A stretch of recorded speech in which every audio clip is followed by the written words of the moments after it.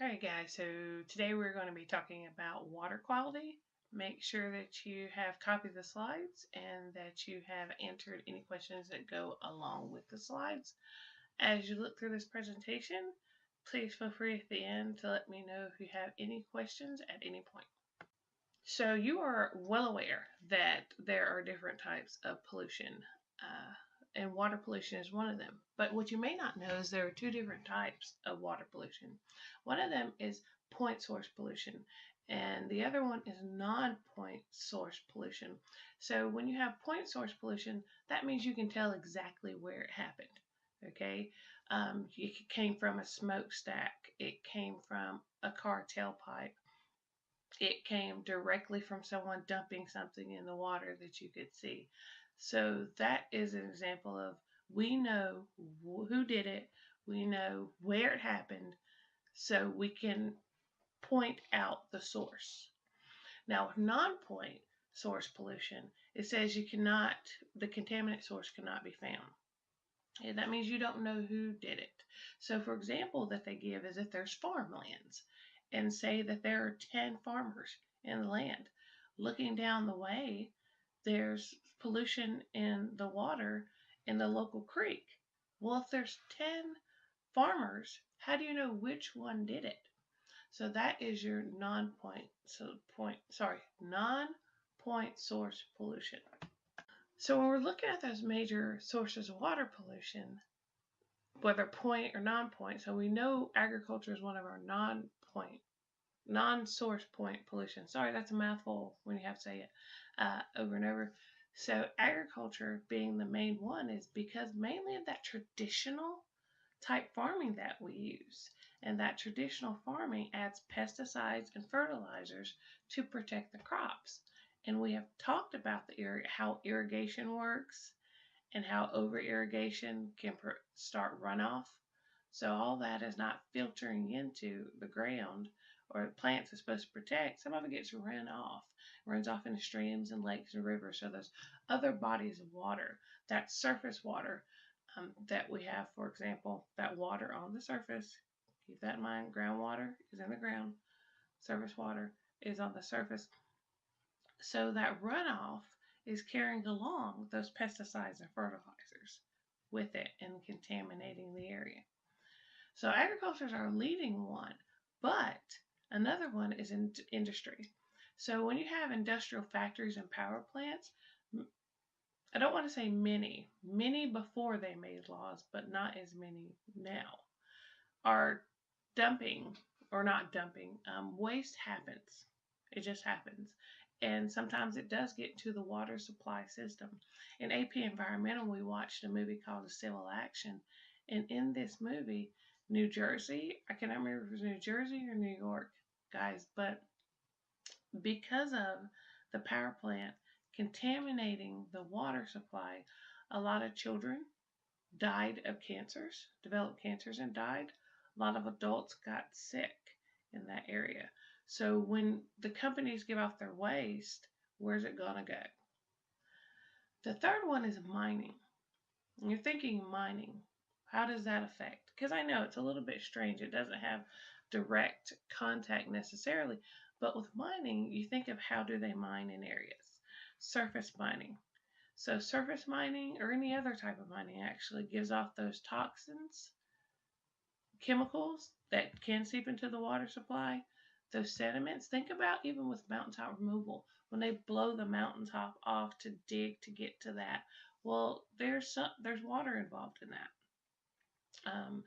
So in addition to air pollution, there's water involved in that, and water has to be moved. Sediment has to be moved from one place to another. Where are they going to put it? You blow off a mountain, where are you going to put stuff? You can't just leave it there. You blew it off. The sediment has to go somewhere, so that sediment can get into the water supply as well. So looking at non-point pollution, the effects and the causes. So when it reaches the bodies of water, it reaches the bodies of water through the streets and through the sewer system that we have. It says in the PowerPoint that pesticides, fertilizers, are washed off lawns. So going back to like that agriculture, for example, of how those pesticides and fertilizers run off in agriculture, those are your bigger industries. But here it says it runs off lawns. Well, what do you mean? Well, as homeowners or property managers or businesses, pesticides and fertilizers are still used, and they're used to beautify the area that we're in. Okay, you want to beautify your house, you want to beautify the shopping mall, however that goes. So when precipitation happens, that can still run off into the streets and the sewers through the sewer system. So that still plays a part. So we can't say is agriculture is the biggest part, but as humans also, as individual humans, as families, we can have that same effect on a smaller scale. Another one is animal feces float away from farms. So yes, there's plenty of animals that are there. If it's a heavy rain or if someone doesn't get to pick up um, the animal waste, that can too run off into the streams or run away from farms. Let's put it that way. Now, 96% of water pollution is from non-point sources, which means we do not know where 96% of water pollution actually comes from. So we can only identify 4% of the sources itself. That's a pretty staggering number. So it's difficult to, it's very difficult to stop larger scale water pollution if it cannot always be identified where it came from.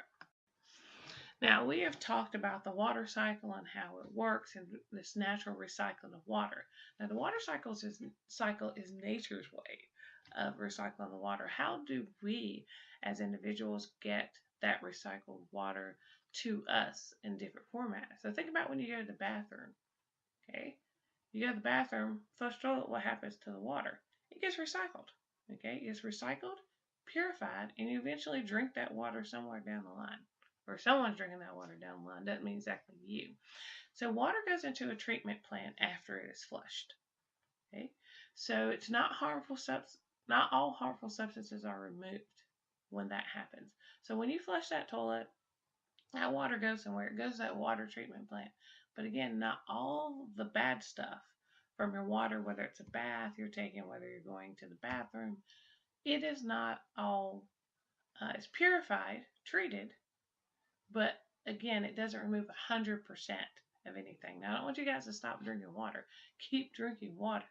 Okay, it's purified, but nobody gives a 100% guarantee on anything anymore.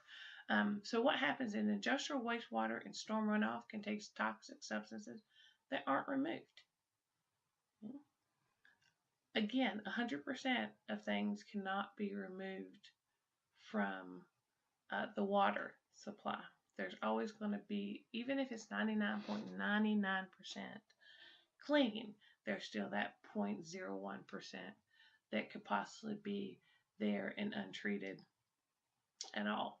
I want you also think a little bit about Flint, Michigan, for example, when they decided to take their water source. Now, remember what happened in Flint? So, and it's still actually occurring. They don't have that clean drinking water, clean bathing water. Their water comes out very, we'll just say funky for the entire city. And it's been going this way for months. I want to say, it's been going on for over a year that we've been notified about it. I think it's been actually going on a lot longer. But their water supply is contaminated, even though it goes through, it's where they get their source, and the pipes are not treated properly is a big thing. But even water filters don't filter out everything. Nobody guarantees 100% filtration. So we have to look at that as how is our water treated, and to look into that more. So in order to look at that more, I wanted to definitely give you this visual of how the water is filtered. So we're going to watch a video, if we haven't already watched the video, on how the filtration process works. But this is a good one as far as goes through the initial tank. So you have a screening there, and the screening takes out some of the larger particles that you have. So it goes through that, and you can look, I want you to look at the processes that we have. And note after the setting tank and the aeration tank, remember, the zone of aeration is a zone of air. Okay, so the aeration tank, air is being applied there. It goes through special lighting. It goes through a digester. It goes through UV light, and it gets a little chlorine in it. And chlorine, another word that we think about when we think about chlorine, is bleach. Okay, so it goes through this different kind of cleansing process, as you can see. Now we've talked about water has a high specific heat. Okay, so looking specifically at our water, high specific heat, which means it takes a lot of energy to cool it. It takes a lot of energy to heat it. One of the ways we describe that is look at how far the difference is between water freezing at 32 degrees Fahrenheit to water boiling at 212 degrees Fahrenheit. That large range tells us that it has that high specific heat. So total dissolved solids is a term you need to understand, or terminology. It's combined living and non-living substances that are dissolved in the water. So think about sugar dissolving. Again, we've talked about tea and hot tea and cold tea, but think about it dissolving into the water. Okay, what do these combined things have? These total dissolved solids. Agriculture is key. Okay, point source pollution and discharge from sewage treatment plants. So those are dissolved solids are in, and we've talked about the smaller particles are in water. Now, when you get to total suspended solids, that's living and non-living substances suspended in the water. And when I want to go back again to our hot tea, cold tea. So if something's total dissolved, think about it as that hot tea in the sugar. Okay. If something's suspended, I want you to think about the cold tea and how those particles we said float around. They eventually sink to the bottom, but float around. Okay, so total dissolved and they're completely suspended means that those substances are still in that water, suspended in that water. Now, moving from the the physical properties of water to the chemical properties of water, one of the things is pH. And you probably heard pH balanced. I know you've heard pH before. So getting into it at this point is not something that we will do for this lesson. In this video. But I do want you to click on, I have added in Google Classrooms a video on pH that you need to see. So that'll save us some time as we go through now. But it's the measurement of hydrogen concentration in water. A pH above 7 is basic, and a pH below 7 is going to be acidic. Now look at dissolved oxygen. It's the amount of oxygen dissolved in water. Low oxygen levels can kill ecosystems. So we need, and we're not the only ones, many of the organisms, majority of the organisms, well, plants are actually the majority when you get to it, because they're producers and we need more of those. But we take in oxygen and we breathe out carbon dioxide. And we've talked about the plants taking carbon dioxide and breathe out oxygen, but we're not the only ones that are breathing in that oxygen. There are other organisms that are breathing in oxygen as well. So when you have dissolved oxygen in the water, that is very healthy for the organisms that are there. That are there. So that's important for them, for their survival and their needs being met. So if you want a healthy ecosystem, if you want to populate that ecosystem, you want more dissolved oxygen in the water for those organisms to survive. So looking at our biotic index. So what is the biotic index? It's an indicator, okay? It indicates the types of organisms present in an environment. And the measurement is used to measure water quality, mainly used to measure that water quality in a stream or a river. Now keep in mind, biotic means living. It measures from 1 to 10, And if you look at the measurements, it's normally different. Normally, if we have something higher, then it's normally good. Okay, think of this like golf though. When the score is lower, it's better. So a score of 0 to 3.5 means it's excellent. There's no apparent organic pollution. Now, if the score is higher, like an 8.51 to a 10, then it's very poor and severe organic pollution is being found. The more organisms you have, the higher that it is going to be as far as the biotic index. And sometimes, as far as health of an ecosystem, that becomes a good thing. The more organisms you have, it means a lot of biodiversity. However, when you look at the water quality, not so much on that end of that happening. So we have to look at the different perspectives that brings to us. So normally it's good biodiversity wise, water wise it's not. Think about a fish pond, not fish pond, fish bowl, fish tank. That's what I was trying to do. Think about a fish tank. And the more fish that you have, the quality of that water goes down. So more often you have to clean it because now there's more fish in it. So with more people using that, that becomes an issue. Think about your mom and the dishwasher. Okay, the more people that are eating, that's a good thing that everybody's eating and healthy. But the more dishes that mom, or actually at your age, you have to clean. So think about it from that perspective. So we've done an entire investigation on river basins. So I'm gonna breeze through a little bit here. So river basin is the area that includes the streams that a river is going to feed into. Okay. Watersheds or river basins are separated from each other by areas of high elevation. Okay? So look at that river basin. That means this stream from over here, and this stream from over here, and this stream from here, all flow into that river. Okay, so there you have that river basin.